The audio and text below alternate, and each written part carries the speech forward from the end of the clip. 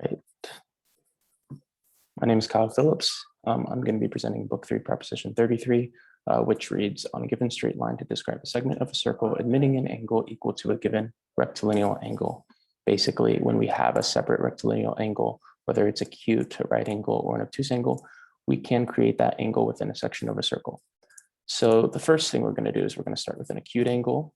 The angle must be acute, right, or obtuse.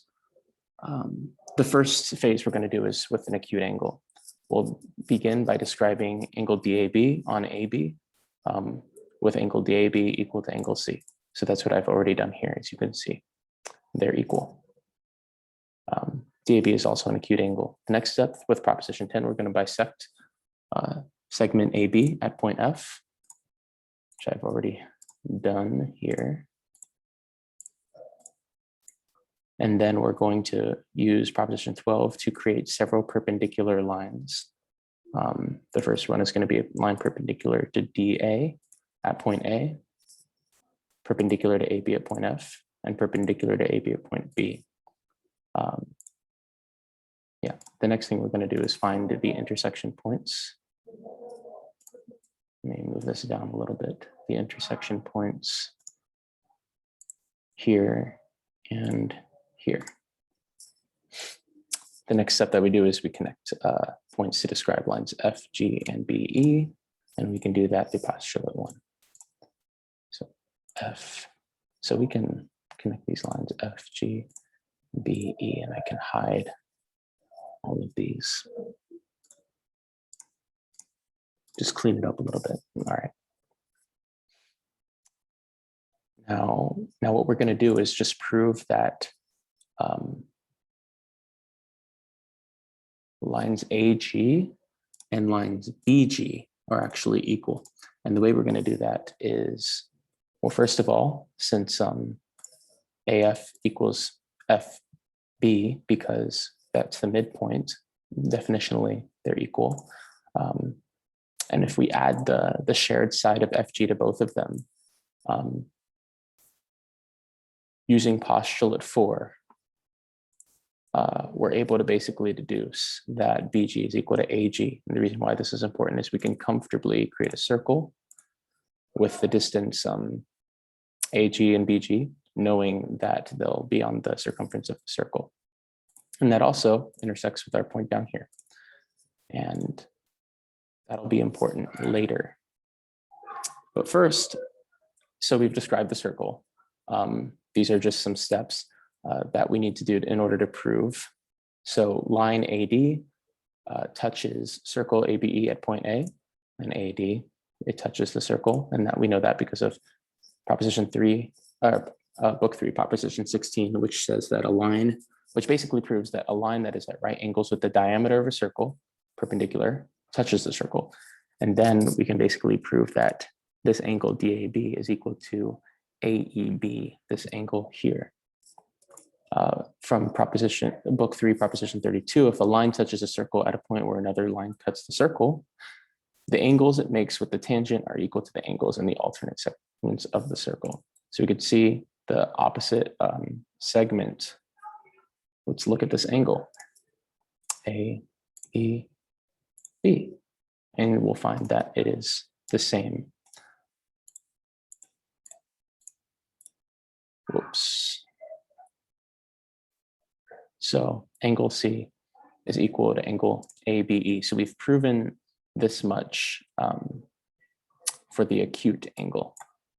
And now we're going to basically go through that same process with the right angle and with the obtuse angle. So let's get started. I'm going to try to not necessarily go back and forth between the proof table and this, but I've put all the steps here. So now angle C is going to be a right angle, where I've already described line DA on line AB. Now we're going to bisect line AB. So let's do that. Got our midpoint, our handy midpoint. And just so it's equal with the proof table, I like to have the letters equal. Then we describe a circle with center F and distance FAFB. This is the midpoint, so they're definitionally the same. We don't need to prove that they're equal like we did in the previous one with the acute angle with AG and BG, because they're definitionally the same. Next thing we do is we connect points to describe lines AE and BE. And so Euclid doesn't say anything about point E. Point E is just a random point along the semicircle, which is a half of the circle. So we're going to connect the lines of AE and EB. Next thing we do is, and we could do that through postulate 1. Again, book 3, proposition 16, the line AD is touching the circle. But the result here is different. Instead of using book 3, proposition 32, it's proposition 31 that we use, which says the angle in a semicircle whose opposite side is the diameter, this is the angle opposite to the diameter, is always a right angle. Well, let's see. So let's prove that. Angle AEB, turns out that it is indeed a right angle. And this is true no matter where it is on that side of the semicircle. It's always going to be a right angle if its lines, reach to the extremities of the diameter. Because angle DAB is equal to angle EEB or AEB, and angle DAB was equal to angle C, we could prove that angle C is equal to AEB. So we've proven it for a right angle. That one is the easiest. And the last one is the obtuse angle. So the obtuse angle, I've already done the first step of making the straight line and making the angle equal to angle C. So that's already done. The next step that we're going to do is bisect again. That's always the first step. All right.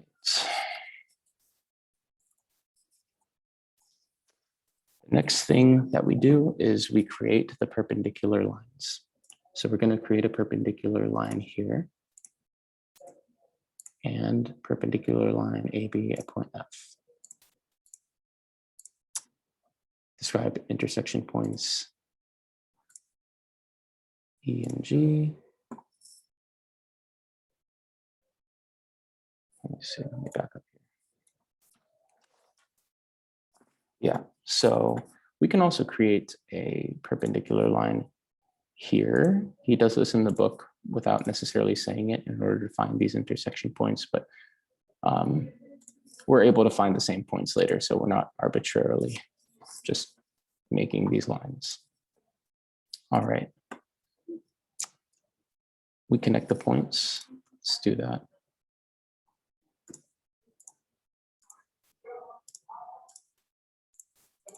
And we can do that through postulate 1. Now we're going to do the same thing that we did with the acute angle. We're going to prove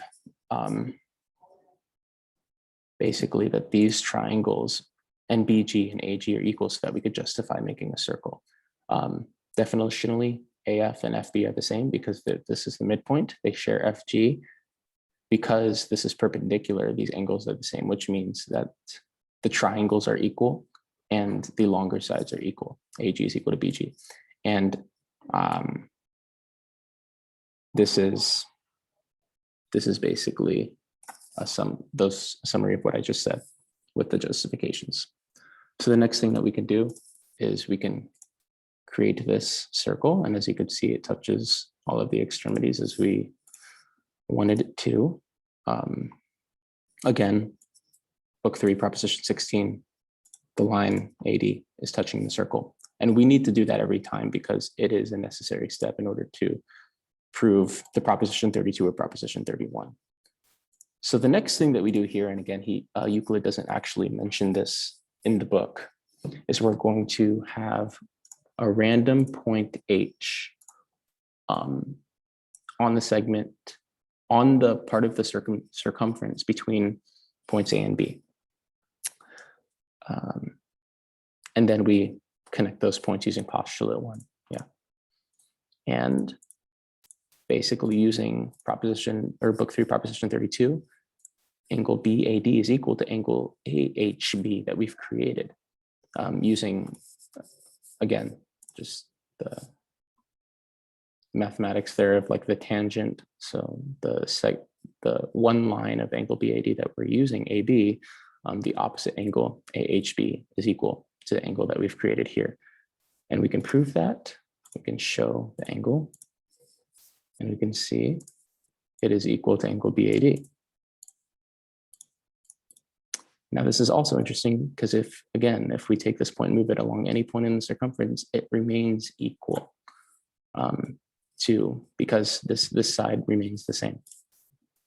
And because this angle is equal to this angle is equal to this angle. And we've proven that we can create all kinds of angles given having a rectilineal angle and a straight line. Thank you.